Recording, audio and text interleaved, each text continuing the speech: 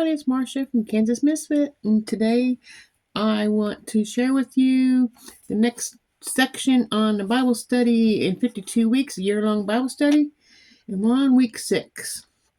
And we have to tear down your barriers. That's the title. And we're going to be reading Leviticus chapter 13 through 15. If you want to follow along in your Bible, we'll get started right now.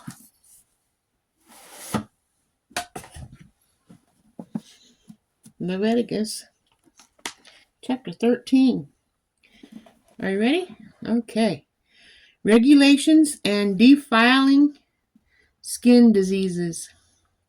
The Lord said to Moses and Aaron, when anyone has a swelling or a rash or a shiny spot on their skin, they may be defiling skin disease.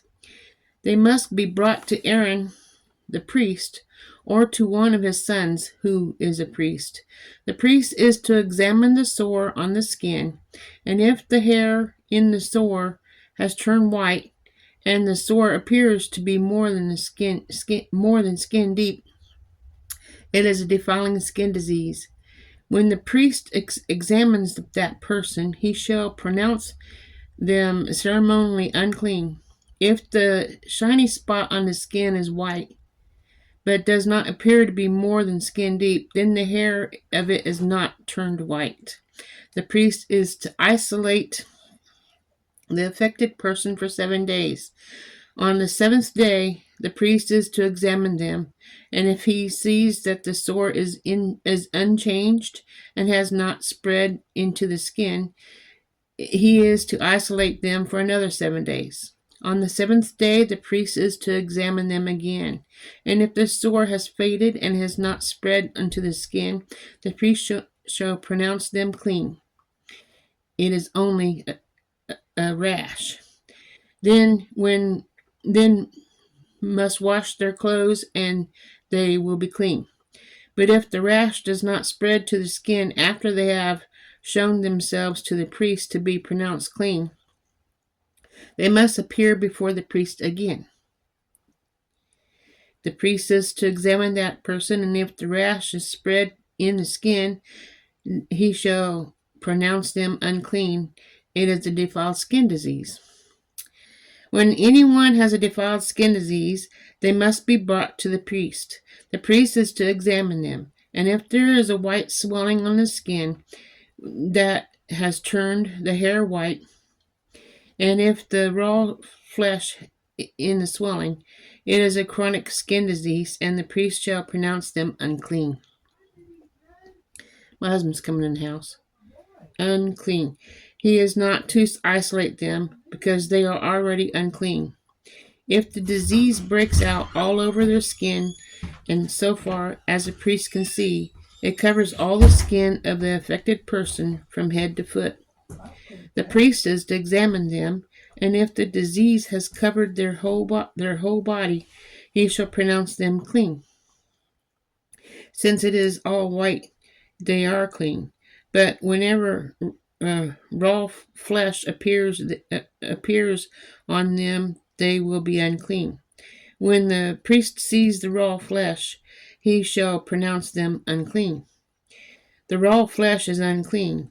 They have a defiling disease. If the raw flesh changes and turns white, they must go to the priest. The priest is to examine them, and if the sores have turned white, the priest shall pronounce the affected person clean, and they shall be clean. When someone has a boil on their skin and it heals, in the place where the boil was, the white swelling and the reddish white spot appears, they must present themselves to the priest. The priest is to examine it, and if it appears to be more than skin deep, and the hair in it is turned white, the priest shall pronounce the person unclean. If it is defiling skin disease that has broken out where the boil was, but if when the priest examines it, there is no white hair in it, and it is not more than skin deep and has faded, then the priest is to isolate them for 7 days. If it is spreading in the skin, the priest shall pronounce them unclean. It is a defiling disease. But if the spot is unchanged and has not spread, it is only a scar from the boil, and the priest shall pronounce them clean. When someone has a burn on their skin and a reddish white or white spots appear in the raw flesh of the burn, the priest is to examine the spot, and if the hair in it is turned white, and it appears to be more than skin deep, it is defiling disease that has broken out in the burn, and the priest will pronounce them unclean. It is a defiling skin disease. But if the priest examines it and there is no white hair in the spot, and if there is no more than skin deep and has faded, then the priest is to isolate them for 7 days. On the seventh day, the priest is to examine that person, and if it is spreading in the skin, the priest will pronounce them unclean. It is defiling the skin disease. If, however, the spot is unchanged and has not spread into the skin and has faded, the skin is unchanged and is not spread in the skin, but is faded. It is swelling from the burn, and the priest will pronounce them clean, and is not a scar from the burn. It is only a scar from the burn. If a man or woman has a sore on their head or chin, the priest is to examine the sore, and if it appears to be more than a skin deep and the hair in it is yellow and thin, the priest shall pronounce them unclean. It is defiling a skin disease on the head or chin. But if, when the priest examines the sore and it does not seem to be more than skin deep and there is no black hair in it, then the priest is to isolate the affected person for 7 days. On the seventh day, the priest is to examine the sore, and if it is not spread, there is no yellow hair in it, and it appears to be more than skin deep, then the man or the woman must shave themselves, except for the affected area, and the priest is to keep them isolated another 7 days. On the seventh day, the priest is to examine the sore, and if it is not spread in the skin and appears to be no more than the skin deep, the priest shall pronounce them clean. Then they must wash their clothes, and they will be clean. But if the sore does spread in the skin after they are pronounced clean, the priest is to examine them. And if he finds that the sore is spread in the skin, he does not need to look for yellow hair. They are unclean. If, however, a sore is unchanged so far the priest can see, if the black hair is grown in it, the affected person is healed. Then they are clean, and the priest shall pronounce them clean. When a man or woman with white spots on the skin, the priest is to examine them, and if the spots are dull white, it is harmless rash and is broken out on the skin, they are clean. A man who has lost his hair and is bald is clean. If he has lost his hair from the front of the scalp, he has a bald forehead, he is clean.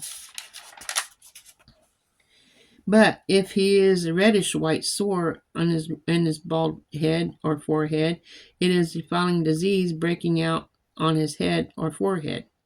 The priest is to examine him, and if it's swollen sore on his head or forehead, and a reddish white like a defiling skin disease, the man is diseased and unclean. The priest shall pronounce him unclean because of the sore on his head. Anyone with such a defiling disease must wear torn clothes, let their hair be unkept, and cover their lower part of the face, and cry out, "Unclean, unclean." As long as they have the disease, they remain unclean. They must live alone, and they must live outside the camp.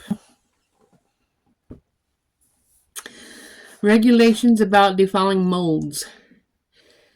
As for any fabric that is soiled or spoiled in the defiling mold, any woolen or linen cloth, any woven or knitted material, of linen or oil, any leather or anything made of leather. If the affected area in the fabric, the leather, the woven or knitted material, or any leather article, are greenish or reddish, it is defiled mold and must be shown to the priest. The priest is to examine the affected area and isolate the article for 7 days. On the seventh day, he is to examine it, and if the mold is spread in the fabric, the woven or knitted material, or the leather, whatever its use, it is presented defiling mold. The material is unclean. He must burn the fabric. The woven or knitted material, or wool and linen, any other leather article that has been spoiled because the defiling mold is present, the article must be burnt. But if when the priest examines it, the mold has not spread in the fabric, the woven or knitted material, or the leather article, they shall order that the spoiled article be washed. Then he is to isolate it for another 7 days. After the article has been washed, the priest is to examine it again, and if the mold has not changed its appearance, even though it is not spread or is unclean, burn it, no matter which side of the fabric had been spoiled. If, when the priest examines it, the mold has faded after the article has been washed, he is to tear the spoiled part of the fabric, the leather, or the woven and knitted material. But if it reappears in the fabric, then the woven or knitted material, or even the leather article, it is spreading mold. Wherever the mold must be burned. Any fabric, woven or knitted material, or leather article that has been washed and is rid of the mold must be washed again. Then it will be clean. These are regulations concerning defiling molds in woolen or linen clothing, woven or knitted material, or any leather article, for pronouncing them clean or unclean. Chapter 14. Cleansing from defiling skin diseases. The Lord said to Moses, "These are the regulations for any diseases or for any diseased person at the time of their ceremonial cleanse, when they are brought to the priest. The priest is to go outside the camp and examine them. If they have been healed in the defiling skin disease, the priest shall order that 2 live clean birds and some cedar wood, scarlet yarn, and hyssop be brought for the person to be cleansed. Then the priest shall order that one of the birds be killed, and over fresh water in a clay pot. He is then to take the live bird and dip it together with the cedar wood, the scarlet yarn, and the hyssop, until the blood of the bird has been killed over and in fresh water. 7 times he will sprinkle the one to be cleansed in the defiling disease, and then pronounce them clean. Then after that, he is to release the live bird in the open fields. The person to be cleansed must wash their clothes, shave off all their hair, and bathe with water. Then they will be ceremonially clean. After that, they may come into the camp, but they must stay outside the tent for 7 days. On the 7th day, they must shave off all their hair. They must shave their head, their beard, their eyebrows, and the rest of their hair. They must wash their clothes and bathe themselves with water, and they will be clean. On the 8th day, they must bring 2 male lambs and 1 ewe lamb a year old, each without defect, along with 3/10 of an ephah in the finest flour mixed with olive oil for the grain offering, and 1 log of oil. The priest who pronounces the clean shall present both the one to be cleansed and their offerings before the Lord at the entrance of the tent or meeting. Then the priest is to take one of the male lambs and offer it as a guilt offering, along with the log oil. He will wave them before the Lord as a wave offering. He is to slaughter the lamb in the sanctuary area where the sin offering and the burnt offering are slaughtered like the sin offering. The guilt offering belongs to the priest. It is most holy. The priest is to make some of the blood of the guilt offering and put it on the lobe of the right ear of the one that to be cleansed, on the right thumb in the right hand, and on the big toe on the right foot. The priest shall then take some of the log of oil, pour it in the palm of his left hand, dip the right forefingers into the oil on his palm, and with his fingers sprinkle some of the oil the Lord 7 times. The priest is to put some of the oil remaining on his palm on the lobe of the right ear of the one to be cleansed, one on the thumb of the right hand, and on the big toe of the right foot, and the top of the blood of the guilt offering. The rest of the oil in the palm of in his palm the priest shall put on the head of the one to be cleansed, and make anointment for them before the Lord. Then the priest is to sacrifice the sin offering and make atonement for the one to be cleansed from this uncleanness. After that, the priest shall slaughter the burnt offering and offer it on the altar together with the grain offering, and take atonement for them, and they will be clean. For if however they are poor and cannot afford these, they must take one male lamb as a guilt offering, to be waved and make atonement for them, together with a tenth and an ephah and the finest flour mixed with olive oil for the grain offering, the log of oil, the 2 doves and 2 young pigeons, such as they can afford, one for the sin offering and one for the burnt offering. On the 8th day they must bring them for the cleansing to the priest at the entrance of the tent of meeting before the Lord. The priest is to take the lamb of the guilt offering together with the log of oil and wave them before the Lord of the wave offering. He shall slaughter the lamb for the guilt offering and take some of the blood and put it on the lobe of the right ear on the one to be cleansed, on the thumb of the right hand, and on the big toe of the right foot. The priest is to pour some of the oil into the palm of his own right hand, and with his right forefinger sprinkle some of the oil from this palm 7 times before the Lord.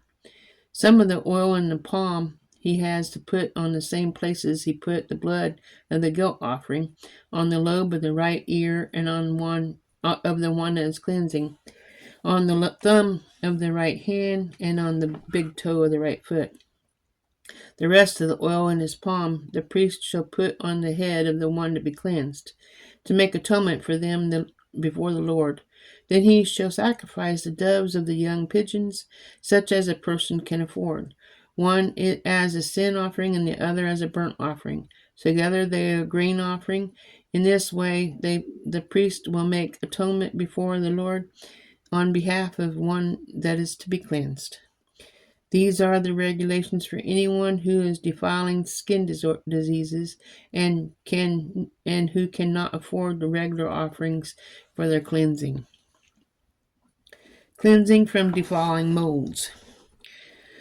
The Lord said to Moses and Aaron, when you enter the land of the Canaan, which I have given you as your possession, and I put a spreading mold in the house in that land, the owner of the house must go and tell the priest. And I have some I have seen something that looks like a defiling mold in my house. The priest is to order the house to be emptied before he goes in to examine the mold, so that nothing in the house will be pronounced unclean. After this, the priest is to go and inspect the house. He is to examine the mold in the walls, and if it is greenish or reddish depression that appears to be deeper than the surface of the wall, the priest shall go out in the doorway of the house and close it up for 7 days. On the seventh day, the priest shall return to inspect the house. If the mold is spread on the walls, he is to order that to be contaminated stones be torn out and thrown into an unclean place outside the town. He must have all the inside walls of the house scraped, and the material that was scraped off dumped into the unclean place outside of town. Then they are to take other stones to replace these and to take new clay and plaster the house. If the defiling mold reappears in the house after the stones have been torn out and the house scraped and plastered, the priest is to go to examine it again. If the mold and the has spread in the house and the persistent dwelling mold, the house is unclean. It must be torn down, its stones, timbers, and all the plaster, and taken out of the town to the unclean place. Anyone who goes into the house while it is closed up will be unclean that evening. Anyone who sleeps or eats in the house must wash their clothes. But if the priest comes and examines it and the mold is not spread after the house has been plastered, he shall pronounce the house clean, because the dwelling mold is gone. To purify the house, to purify the house, he is to make 2 birds and some cedar wood, scarlet yarn, and hot hyssop. He shall kill one of the birds over fresh water in a clay pot. Then he is to take the cedar wood and hyssop and scarlet yarn and the live bird and dip it into the blood of the dead bird on the fresh water. Then sprinkle the house 7 times. He shall purify the house with the bird's blood and fresh water and live bird and cedar wood and the hyssop and the scarlet yarn. Then he is to release the live bird into open fields outside of town. In this way he will make atonement for the house, and it will be clean. These are the regulations for a defiling skin disease, not a sore, for defiling molds in fabric or in a house, and for the swelling, a rash, or a shiny spot, to determine when something is clean or unclean. These are the regulations for defiling skin diseases and defiling molds. Chapter 15. Discharges causing uncleanness. The Lord said to Moses and Aaron, "Speak to the Israelites and say to them, when any man has an unusable bodied discharge, such as a discharge is unclean, whether it contains flowing from his body or is blocked, it will make him unclean. This is how his discharge will bring their uncleanness. Any bed the man with a discharge lies on will be unclean, and anything he sits on will be unclean. Anyone who touches his bed must wash their clothes and bathe with water, and they will be unclean till evening. Whoever sits on anything that the man with this discharge set on must wash their clothes and bathe with water, and they will be unclean till evening. Whatever touches the man who has a discharge must wash their clothes and bathe in water, and they will be unclean till evening. If the man with a discharge spits on anyone who is clean, They must wash their clothes and bathe with water, and they will be unclean that till evening. Everything the man sits on when riding will be unclean, and whoever touches any of the things that were under him will be unclean until evening. Whoever picks up those things must wash their clothes and bathe with water, and they will be unclean till evening. Anyone the man Anyone the man with discharge touches without rinsing their hands with water must wash their clothes and bathe with water, and they will be unclean till evening. A clay pot that the man touches must be broken, and any wooden article is to be rinsed with water. When a man is cleansed from his discharge, he is to count off 7 days for his ceremonial cleansing. He must wash his clothes and bathe himself with fresh water, and he will be clean. On the 8th day, he must take 2 doves and 2 young pigeons, and come before the Lord to the entrance of the tent of meeting, and give them to the priest. The priest is to sacrifice them, and one of them for a sin offering, and the other for a burnt offering. In this way, he will make atonement before the Lord for the man because of his discharge. When a man has a mission of semen, he must bathe his whole body with water, and if he is unclean till evening, any clothing or leather that his semen on it was be washed with water, and it will be unclean till evening. When a man has sexual relations with a woman, and there is an emission of semen, both of them must be bathed with water, and they'll be unclean till evening. When the woman has her regular flow of blood, the impurity of her monthly period will last 7 days, and anyone who touches her will be unclean till evening. Anyone she lies on during the period will be unclean, and anything she sits on will be unclean. Anyone who touches her bed will be unclean. They must wash their clothes and bathe with water, and they will be unclean till morning. Anyone who touches anything she sits on will be unclean. They must wash their clothes and bathe in water, and they will be unclean till evening. Whether it is in the bed or anything she is sitting on, when someone touches it, they will be unclean till evening. If a man has sexual relations with her and her monthly flow touches him, he will be unclean for 7 days, and any bed he lies on will be unclean. When a woman has a discharge of blood for many days at a time, other than her monthly period, or is discharge that continues beyond her period, she will be unclean as long as she has a discharge just in the days of her period.